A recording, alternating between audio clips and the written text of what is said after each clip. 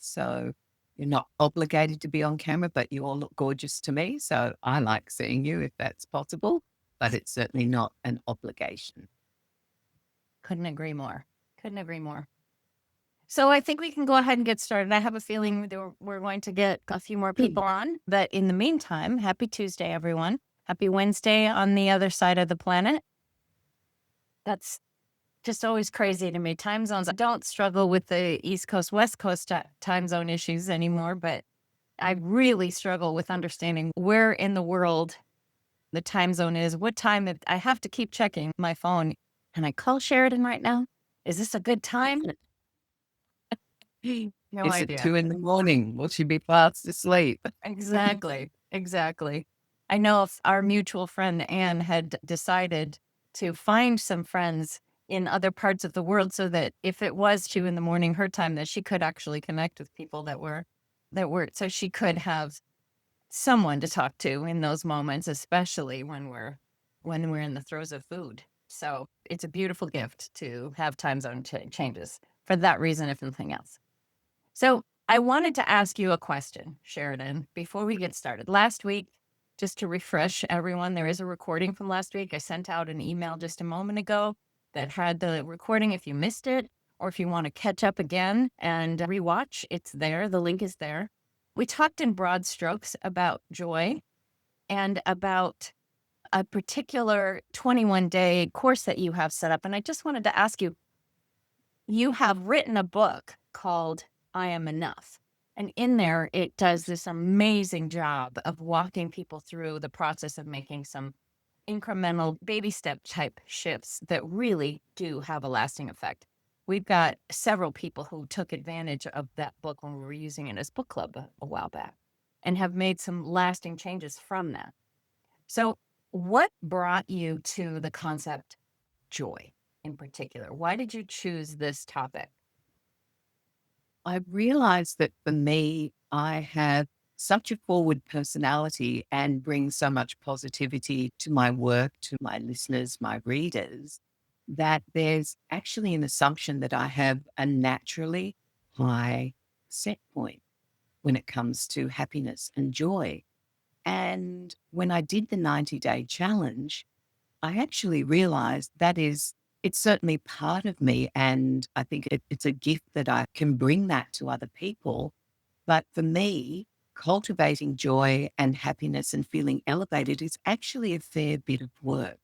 So some of the things that emerged when I pressed pause during the 90-day challenge, and for those of you who are unfamiliar, I'll just briefly say it was a way to lean into a sense of I have enough, I do enough, I am enough at a time that I was deep in burnout. So that just gives you the picture. And I decided that since I was going backwards financially and gaining weight that I'd fought my whole adult life to lose, and I'd kept it off for a good 4 years, which was a record by years rather than months or weeks for me. I had gotten smaller before and kept it off for a red hot minute. And then suddenly I found some keys that allowed me to stay in the healthy size body, but I hadn't found peace with it yet. And I certainly hadn't found joy with it yet. And I realized that a lot of my joy had come from food. And as we touched on last week, that wasn't so much about joy. It was about numbing out. It was about zoning out, blotting out. And so was the overworking. So I created a 90-day challenge where I decided no cafes and restaurants for 90 days, no non-essential spending, and to go home from work on time. And it was actually the last one that was an epic failure because I was chronically overworking, overdoing, saying yes to everything, constantly feeling the need to give more, to do more. Less so the need to have more, but I know that speaks loudly to a lot of people. And I realized how much I had around me that I wasn't using. And this is me as not a great shopper. I'm not out there with a huge wardrobe and buying lots of bling. But even then, I was only utilizing, wearing, connecting with a fraction of what I had. My pens and journals. I'd buy a new journal every time I had a new idea or wanted to start a new week or a new diet or whatever it was. So I had all these mm, partially empty books piling up around me. And it just felt, wow, without intending to, I'd engaged in the negative side of capitalism. There's positives, of course, in everything, but this kind of overindulgence and being pushed to have, do, and be more. And when I paused that, I realized I wasn't particularly happy and that joy had not only gone missing, but it had gone missing for decades in the broader sense. Of course, I had moments of happiness, moments of joy, even moments of bliss, but I could count them on just one or two hands. And I did love my work. So that was a place for me where I felt really good in the radio studio when I was writing. So I had that very eudaimonic joy. And then I had I guess, the extreme of what you call hedonic, hedonistic pleasure, but it never really worked for me. I'm not really wired that way. I thought I was, and I'd seen myself through a filter of indulgence, guilt, all the things that go with being a chronic overeater. And with spending a lot of my money on food, having fridge full of food at the beginning of the week with all the good intentions that anyone who's ever been on any sort of diet has. And within a week or two, I'm throwing it all out because I was running out to cafes and restaurants. Yeah, in pressing pause on all of that, a lot bubbled to the surface. And it wasn't all easy to look at. I reflected on my blueprint, what I'd inherited, beliefs I'd inherited around what it meant to be joyful. And and that was quite confronting because my mother, for all her wisdom and the amount she gave to other people, how insightful she was a natural critic. She was an incredible musician, a great music coach. She had so much insight. She belonged to the Jungian Society and she was an incredibly insightful woman, but she wasn't particularly joyous. She felt a great sense of discontent in her life. And part of that was generational, somebody who should have had a large career. And part of it was that inability to give oneself permission to find joy, to seek joy, and to allow joy. So even after the 90-day challenge, and I repeated that challenge a few different ways at different times, and my life was getting better. And I was certainly a lot more content. But I realized that for me, joy was something I had to actually create space for and allow time for and lean into and actually rediscover.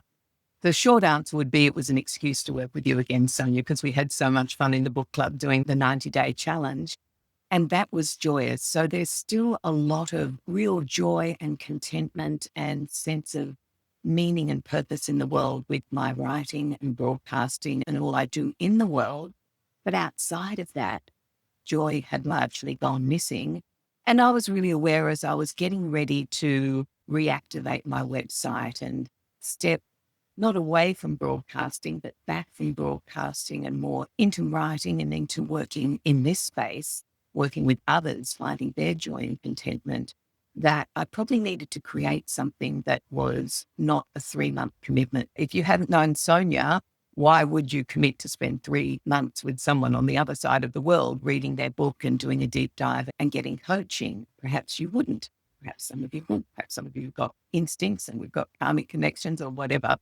But I wanted to create something that was a little more doable, achievable, and something that was at a price point that worked for pretty much everybody. I think someone who truly couldn't afford it probably hasn't got a computer, or if they are, they're sitting in the library.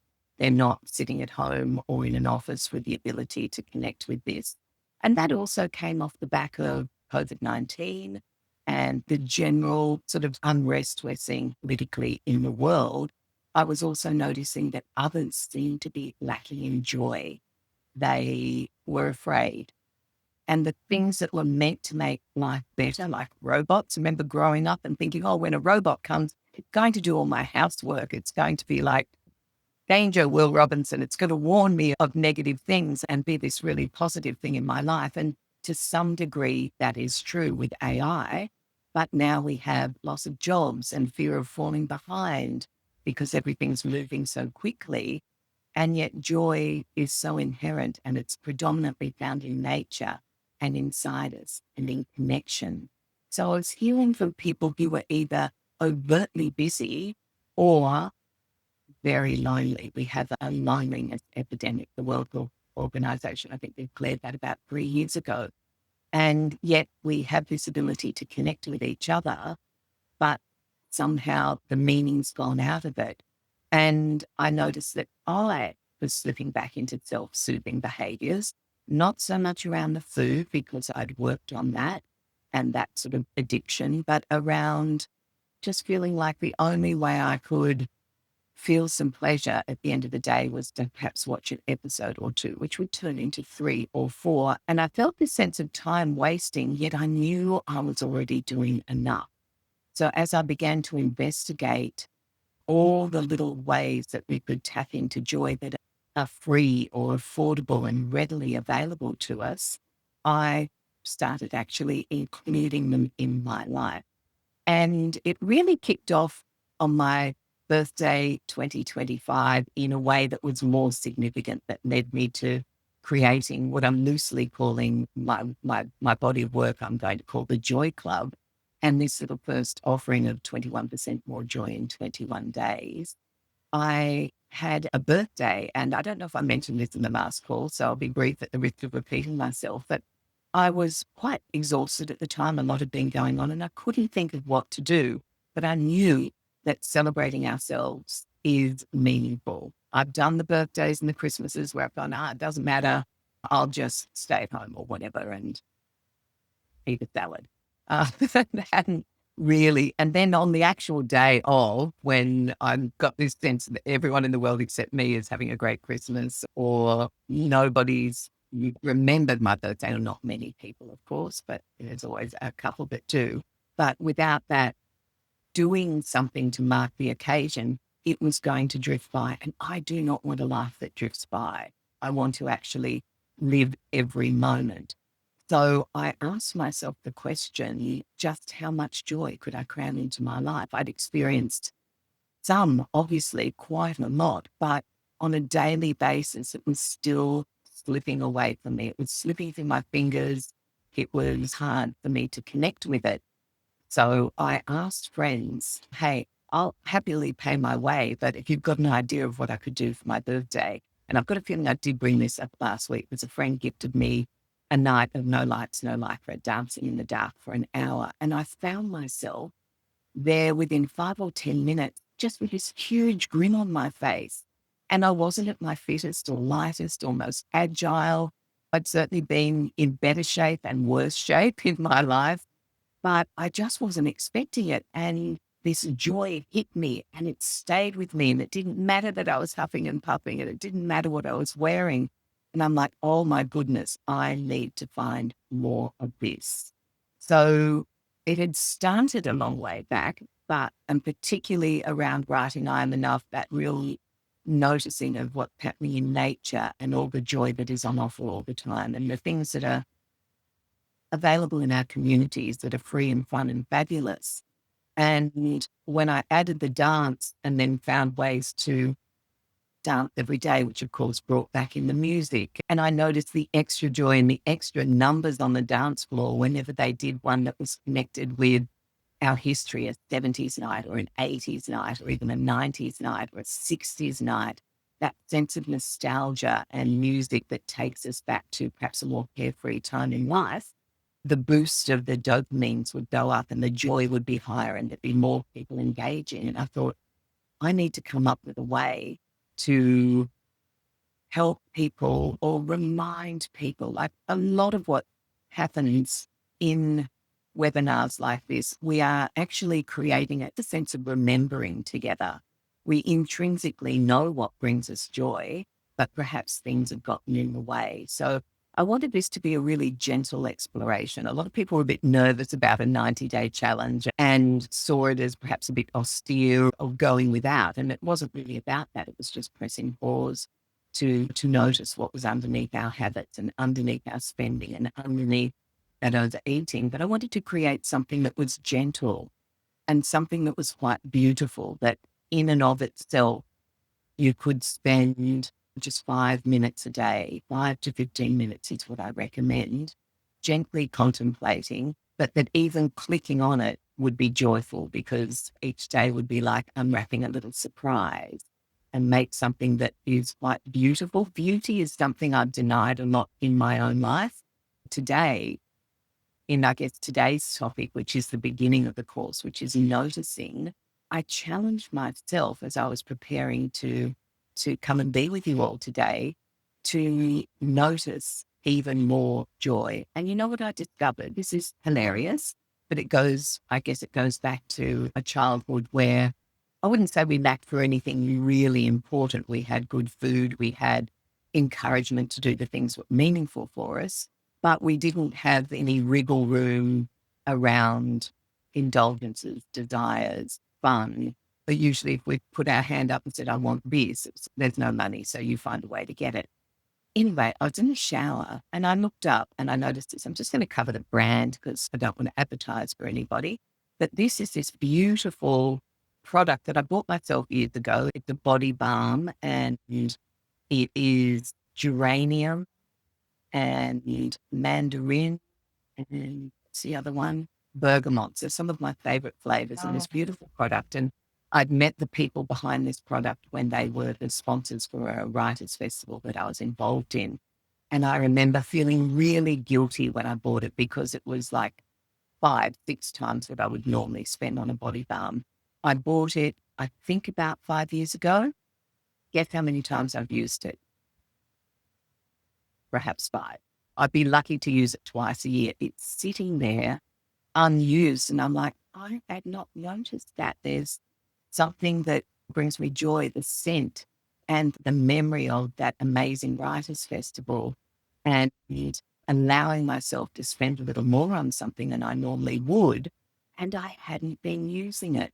So even now, when I take myself through the 21% more joy in 21 days, I'm constantly discovering a whole lot more than 1% joy, like that little discovery. And I'm wearing some now and it smells so good and it'll last as long as it lasts, but I don't need to eat it out for the next till I'm dead type of thing. I can use it as often as our joy is there for us all of the time.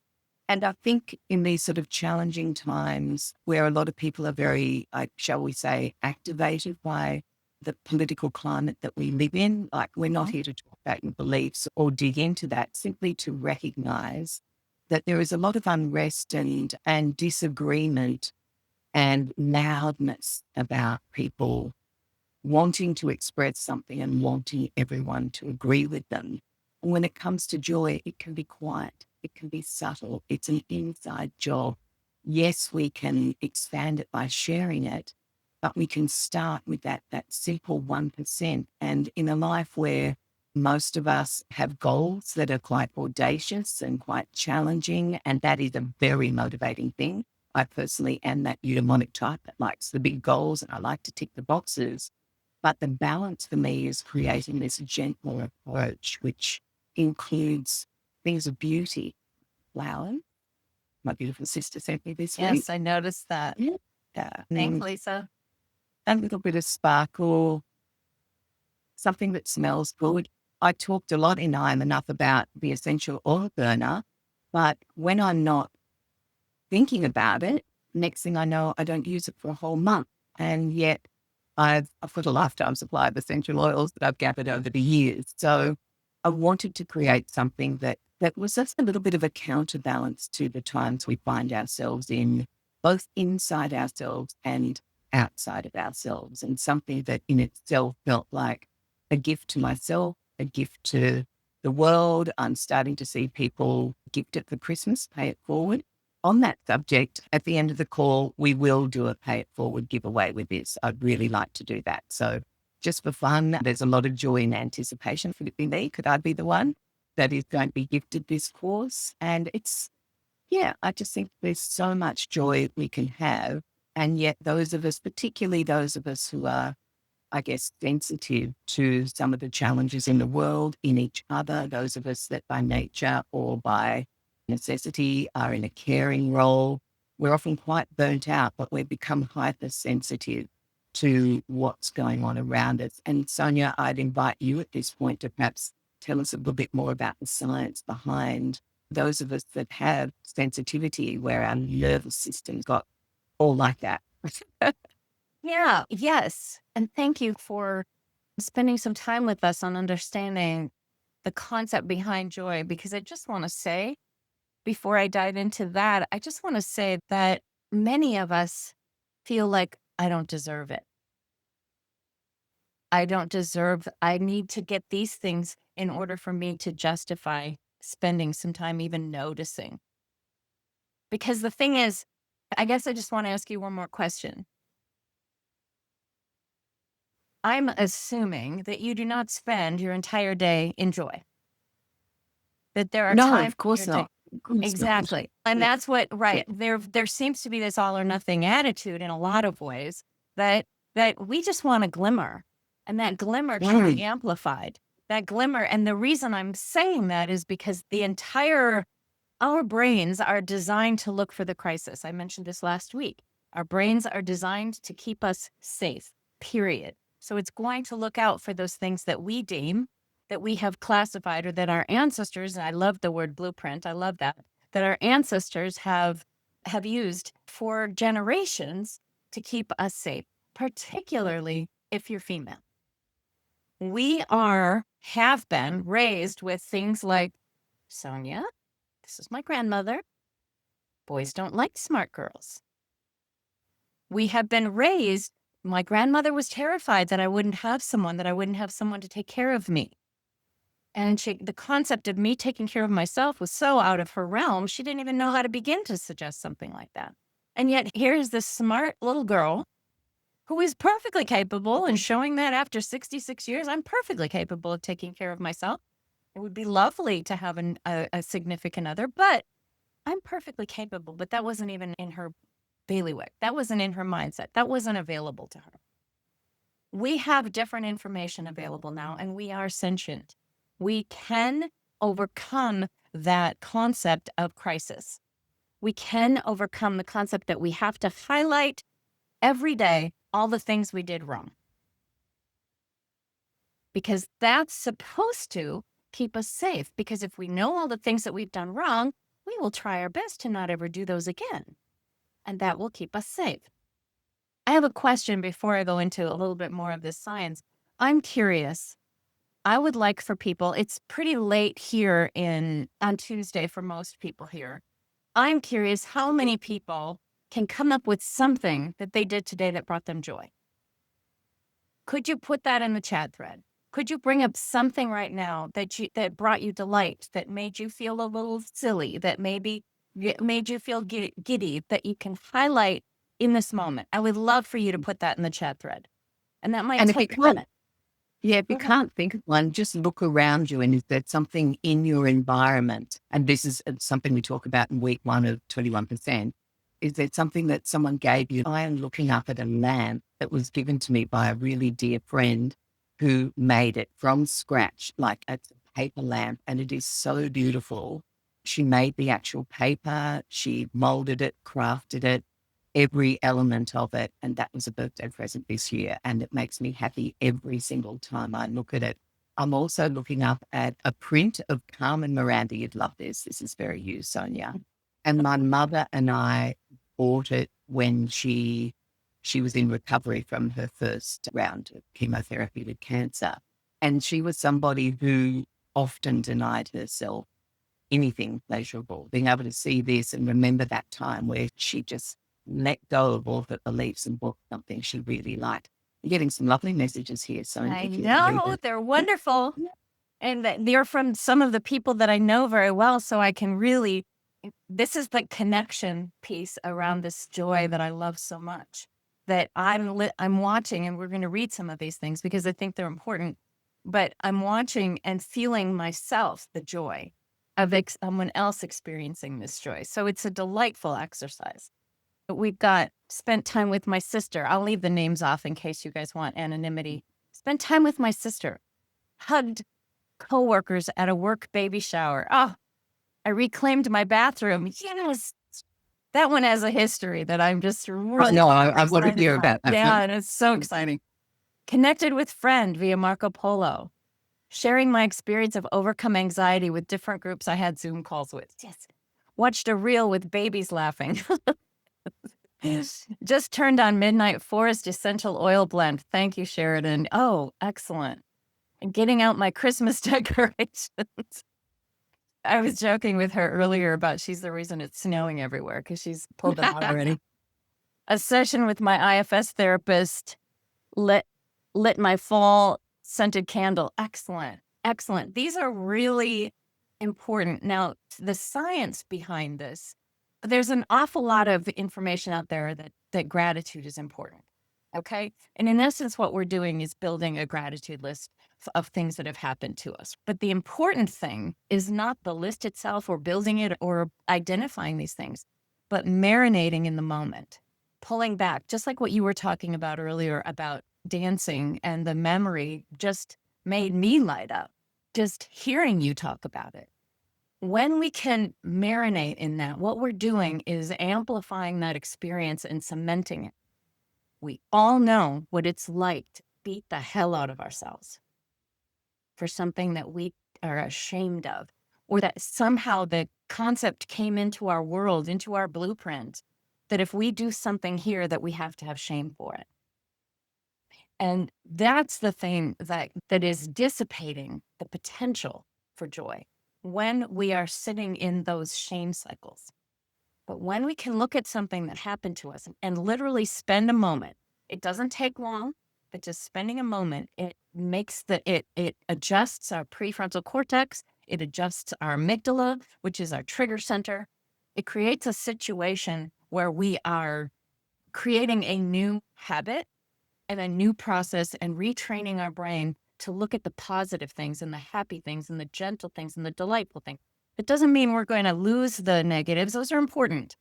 It's important for us to recognize when something feels scary or when something feels hard or when something feels like, I really wish I could do that differently. But the idea of sitting in this moment, the interesting thing about this process is that with people with highly sensitive systems.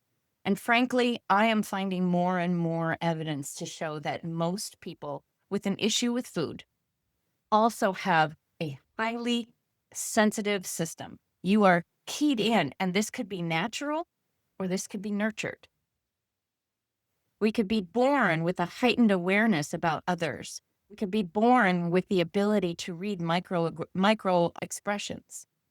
We could be born with the sense that there is something wrong in this part of the world right now. We could be born with it.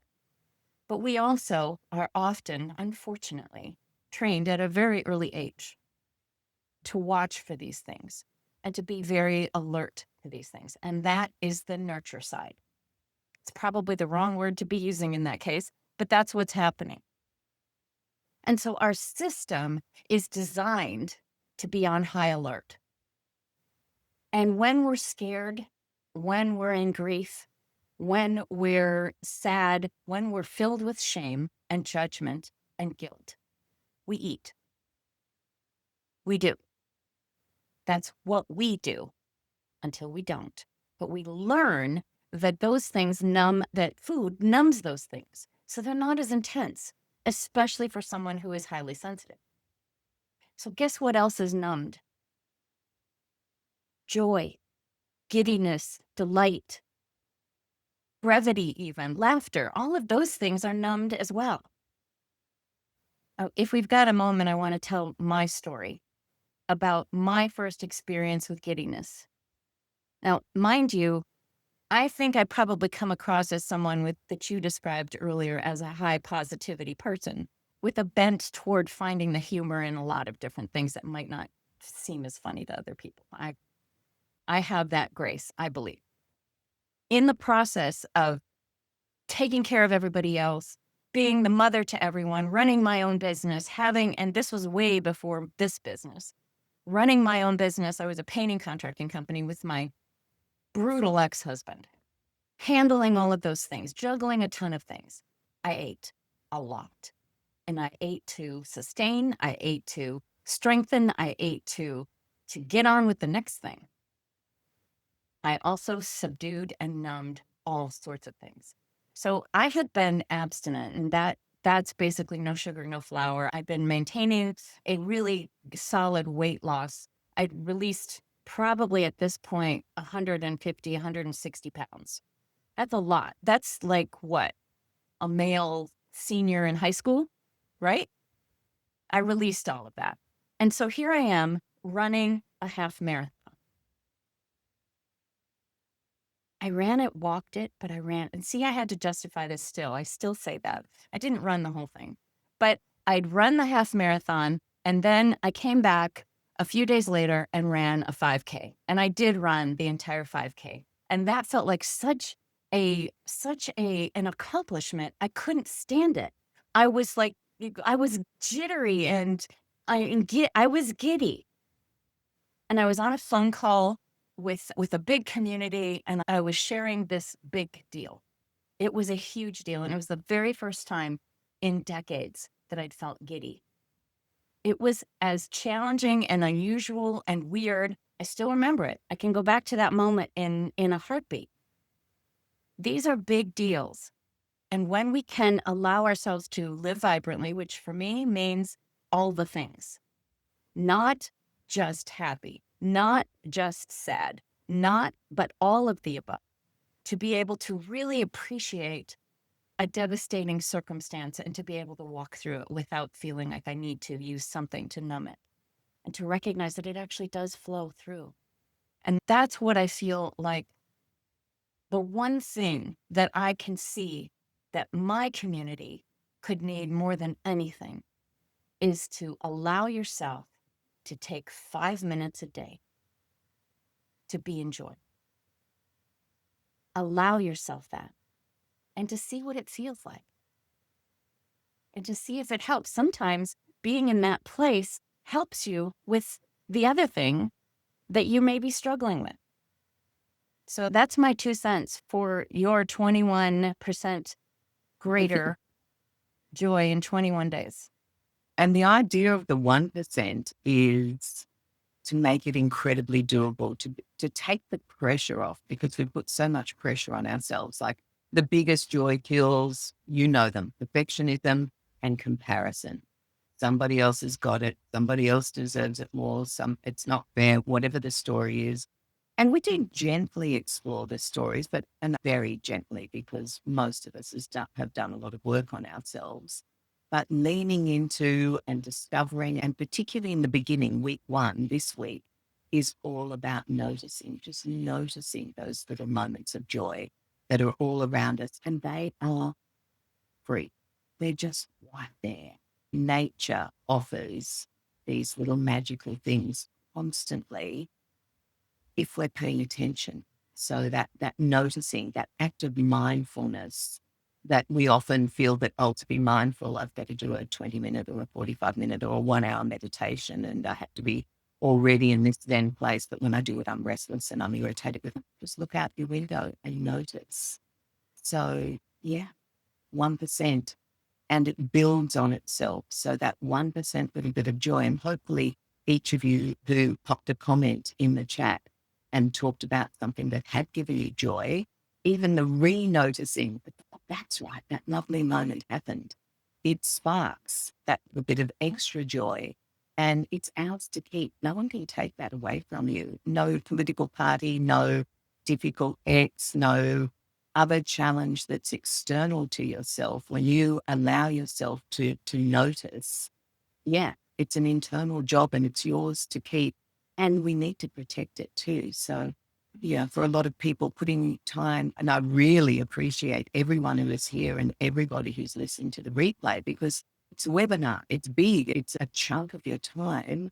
With 21% joy, I'm talking about 5 to 15 minutes a day. Like most things, most of it. And I personally think doing it once a day, day 1, 2, 3 comes in a weekly delivery, is ideal. However, you don't need to be ideal to get joy. You might dip into it once or twice a week and watch a couple of days in a row, or go, oh, look, that looks really interesting. I want to come back and spend a bit more time in contemplation on that. But right now I'm on the fly, so I'm just going to notice. You might simply look at the artwork and go, oh, wow, someone's created this beauty for me. Yeah, that's why I wanted to make it beautiful. I was actually ironic because I was listening to some professional development stuff yesterday, and the woman who was telling me, so she said, people don't care what it looks like. They just want the information. And I think that's only partially true. I think as humans, why do we go to art galleries? Why am I taking delight in that glorious room that you're in, the indoor outdoor sense, Sonja, with all the plants around you and the little stained glass hummingbird? We do take joy and delight from nature, from art, from beauty, from creativity. I personally think these things are meaningful. And yes, I could have done it cheap and cheerful. I just didn't feel that cheery about being cheap. So I took the time and invested into creating something that was also a joy to open each day. Again, just like unwrapping a little gift. And so there's that sense of a daily thing that allows us to accept an invitation to really welcome joy and contentment, to sit and go, that's enough for today. I don't need to do anything else. I just needed that little reminder. It's a gift to myself, to give myself a few minutes to notice what's around us.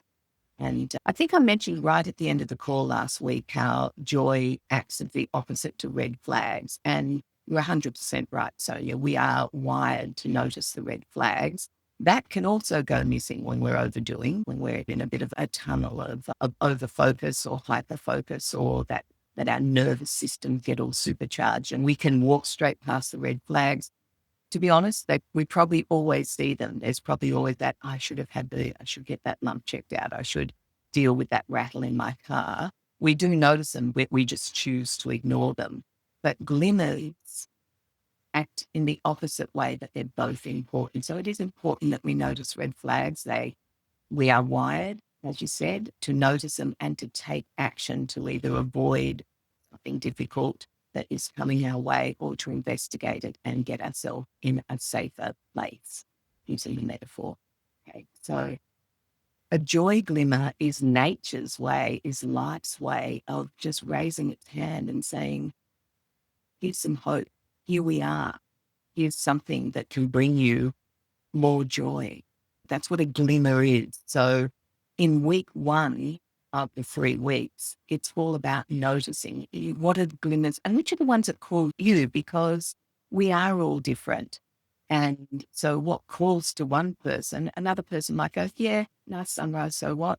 And something else is there for them. So we will all have a natural leaning in different directions when it comes to where we get our joy nourishment. And I use that word very intentionally, especially in this group, because nourishing food, nourishing our souls, nourishing our emotions, and allowing ourselves to be gently curious so that we can course correct and move in the direction that those glimmers are calling. Beautiful. Beautiful. I'm excited about how you started this program, because for me, it's foundational for anyone that's looking at trying to make a shift. We can't do something until we know what it is that we're working with. We can't. We have to notice. And the noticing actually is, there's an actual circuit in our brains that allows the noticing to take a moment to pull us out. So especially when we're triggered, and that trigger could be something as simple as someone inviting us for a meal, and we're triggered because, wait a minute, I'm on a food plan. How am I going to get out of this? Or how am I going to figure this out? There's this huge spiral, this huge tornado of emotions that comes up when someone invites us to a meal, especially in early days. It's amazing. And so when we look at the noticing aspect, our brains in that moment are triggered. So that means a few things. First, usually it means that the part of our brain that is the trigger center, the part of our brain that literally is the thing that keeps us alive, recognizes threat. Now, if you were to sit down and actually logicize this, Is it really a threat that someone is inviting us out to dinner? No, I am not in danger of a tiger coming in and attacking me in my kitchen when I'm thinking about this. But our brains are noticing the signals. My heart might be increasing, my jaw might be tense, my shoulders might be constricted. There's so many things. I guess it's neck constricted and shoulders tense. But the fact is, these physical manifestations are cueing our brain that there's a physical danger. But that's not actually true. We need our entire brain, but the amygdala has taken over. It is pulled off the prefrontal cortex. So that the prefrontal cortex, which is our thinking brain, our executive function, the thing that helps us with the to-do list and that helps get down to the granular shifts that we need to make, is unavailable. Because guess what? When we're logicizing or writing up a potential pros and cons list, we're not able to run away from that tiger. So we need to let the brain know that there's actually not a tiger in the kitchen. And that's what noticing does, because noticing literally gives you the pause. That's all you need. Just need a pause. And that pause pulls back because literally in that moment, you're pausing to say, hold up, little doggies. This is not a crisis. This is not a physical crisis. So the brain is now able, just because of the pause, to reflect back and go, wait a minute, let me just breathe here. Let me just take a moment. Let me just take a beat. And that opens up and allows your prefrontal cortex to go back online. It might still feel like a physical crisis because it is hard to go and monopolize a waiter at a restaurant. It is very hard until it's not, by the way. This is from a vegan who's allergic to half of the menu. So I do monopolize the waiter, but I've had to. There are some of us who are making conscious choices to make these changes, and then monopolizing the waiter feels harder because then we're prioritizing ourselves in that moment and it feels selfish, other things. But when we can pause for just a moment and go, okay, wait a minute, this is not a tiger in the kitchen. This is me trying to decide what I should do and when I should do it and how I should do it. And I need my prefrontal cortex. So that pause is huge. So in the position and in the opportunities for joy, you're taking a moment to maybe put a little bit of a pin in something. Okay, I'm going to come back to that in a minute. But right now in this moment, what is interesting about this world that I find that is delightful? I'm on a walk out in the woods. I see a banana slug across you guys don't have those down there, do you? Have banana slugs? I think they're quite pretty They're long and colors. they look like bananas and they're not very attractive. And Oh, right. No. they don't have a shell or anything. They're really long. They're like this long. They're really long.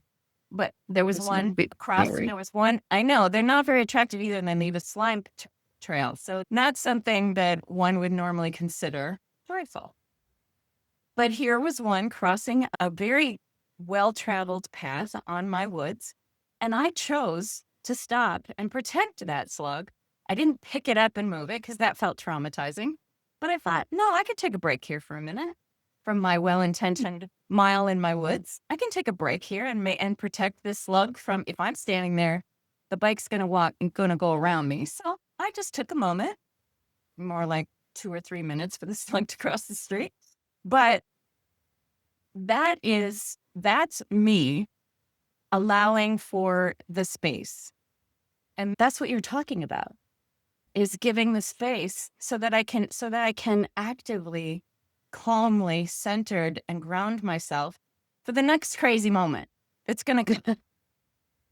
And who knows what that ugly slug's job is in our ecosystem. It's there for a reason. And in that way, you become the guardian of the environment as well as that particular little sentient being just going about its business, doing its thing. We are all interconnected, taking that little moment of noticing. I'm curious as well, and maybe you can jump in the chat, or we might be getting close to time where we can actually raise hands and perhaps put a couple of people on camera, Sonja, but about joy that has gone missing, where there is something that you used to absolutely love and you've either forgotten about it, haven't had time to do it, haven't given yourself permission. There's that I want to invite people to remember and give yourself permission to consider that you might be able to do it or something like it. In this particular course, I talk about bringing things up to date with where you are, because we can often be very quick to go, I'm too old to do that now. I've got a gammy foot or whatever our problem is. For Sonia and I, we've had challenging knees at times. And it's very easy to then just, even if we have to suspend something for a while, do we ever pick it up again? Or do we run it through a filter of, oh, I used to do that, but that was then. And then we have all these reasons. And I joke about it in the course, but it's very true. The two that come up the most is I'm too fat and I'm too old. And I'm here to promise you that even if you can't do it the way you would have at 15 or 50 or 25 or whatever era you're looking at, or was the last time you enjoyed that thing and it's gone missing, you can still bring elements of it forward into your day. So I'll start with you, Sonia, while people jump in the chat, hopefully, and just let me know about a piece of joy that's gone missing, or just as you're contemplating and listening, it's like, that's right. I used to really love picking wildflowers out on a walk, and that was something I used to do, and I haven't done it because life got too busy, or I'm in an urban environment. I can't do whatever it is. That's a really great question. The first thing that came up for me was a long, luxurious kiss. I haven't had one of those in a very long time. But I think what is coming up for me right now is that I have been so focused on learning and educating myself on all of these different neurological and physiological and psychological reasons we go to food. I have definitely neglected entertainment. We just made reservations to go to see the latest, what is it, Wicked 2? Fun. And then we also made reservations to go and see something in February. I don't even know what it is, but shows. My dad was a dancer and a choreographer, and ballets, musicals, all of these things are really near and dear to my heart. And I have not taken the time or the effort to go in a very long time. That it definitely requires some funds and some time, but it doesn't have to be expensive. There are a lot of local things that are really inexpensive. Even going to the theater has just, movie theater even, has just been something I haven't done. What about you, Sharon?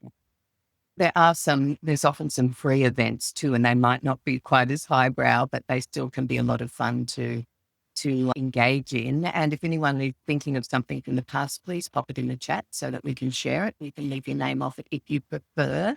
Before we go to me, I was just thinking about that long, luxurious kiss that has gone missing. And that is a two-person job. So that's a little bit of a challenging one. You could possibly pay for it, but that might feel a little left of center. However, I'm curious, Sonia, now that you put yourself in the hot seat, have you had some form of touch or physical pleasure from another, which could be a massage, or it could be sitting in a sauna with other people? Have you allowed yourself to have, perhaps you can't get the kiss, but can you get something that captures some of that sense of, oh, I can lean in and receive this moment, and it's got a physicality to it, and it's really lovely?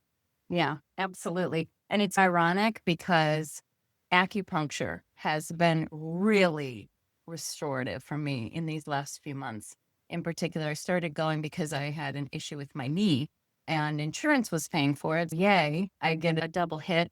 But it's interesting because I'm spending an hour on the table getting pricked by needles. That doesn't seem to equate, but there's such a almost hypnotic feeling. And the person that has been doing my acupuncture is so present and so clear about what's going on in my body, my energy. I can feel it the minute she does there's one on the top of the head that literally relaxes me. I can feel the whole go out of all of the stress. I'm a fidgeter. I move, as you can probably see. I hardly ever sit still, but I lay quietly for an entire hour. And that is a gift for me. And that has been a huge joy. So yes, I am. And of course, massage when I take the time for it, but this has been a real gift. Couple of messages here. I've been so busy mass producing pottery that I haven't taken time to create art for the fun of it. That is such a challenging one, isn't it? That when we make our profession at the thing that brings us joy and something that we initially perhaps did without even thinking about creating a product, the second we put that financial pressure on it, it takes the fun out of it. So, yes, that would be something to explore. And it might be that there's a different medium that you're not trying to create a product from that you could explore and have fun. And swimming in the ocean, I live rural, but will be able to go to the ocean on the weekend. Excellent. Yeah, a great observation. And by giving yourself a little bit of time to contemplate what's gone missing and where you might be able to fit it in again, suddenly you see the opportunity like, oh, I'm going to be near the ocean on the weekend. And I didn't swim for years. And that was around self consciousness. That was around feeling like I just wouldn't give myself permission. I didn't like my body. I didn't want anyone else to see it. I had no idea really that nobody else is really looking. And if they were, oh my God, they had issues. I had bigger issues than criticizing my body.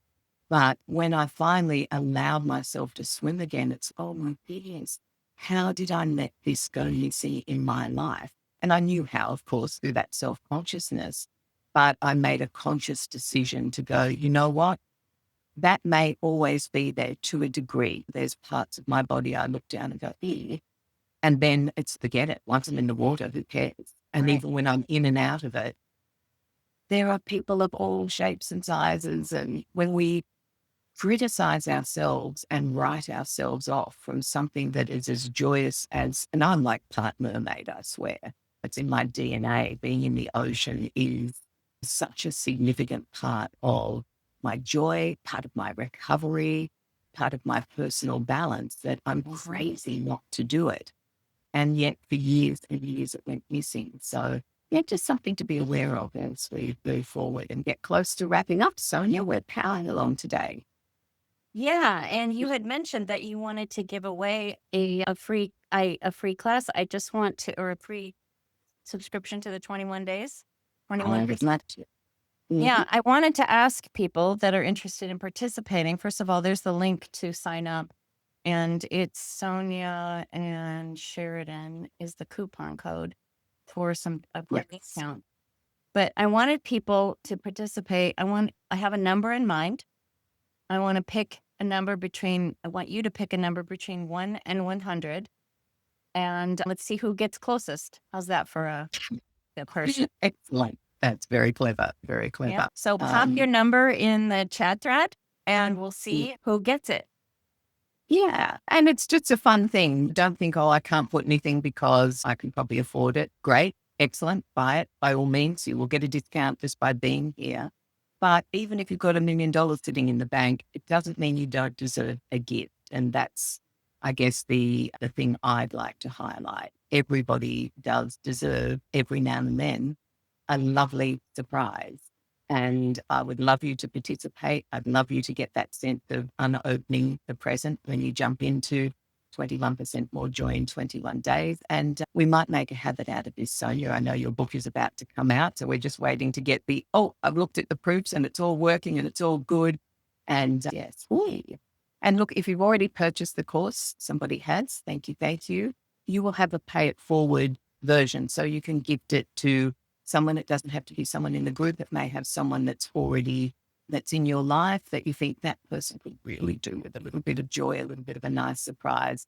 I am more than happy for you to pay it forward, if that is just keep the joy rolling. So it is a couple of people that have already got the course. Yay. Thank you. Thank you. And it's wonderful to have you included. It's totally fine to also pay it forward. And one of us, probably Sonia, because she's got the email list at the moment, will contact you straight after this and we'll work that one out for you. Okay, Sonia, who's got closest or who's actually got it? Someone hit the number on the head. And it's funny because this person actually does have a really strong sense of, I don't know. She got the number right off the top of her head. This is Tanya. You got it. 77 it is. Where are you, Tanya? Can we put you on screen? Where are you? Trying to find you. Hold on. There you are. Hold on. Let me spotlight you. You did. You hit the number on the head. It's funny because I was just like, in my mind, I like 77. I told you. No, And then I started I thinking saw about, you start laughing, and I was like, I went. yeah, couldn't help myself. It was not only a delight that you picked the number, but it was also a delight that you picked the number, because Tanya and I have this like sixth sense about things sometimes. So that's Thank you. really fun. That's I'm really very fun. excited. Thank you. Yeah, I'll get your contact information over to Sheridan, and we'll be ready to go. Excellent. Yay. Yeah, yeah. In just a little bit, Tanya has one kid in college, one kid in high school that is a band and theater person, and then one kid that has just started working in postgraduate work in post graduating work at Amazon. So this woman could really use a little bit more joy. So yeah.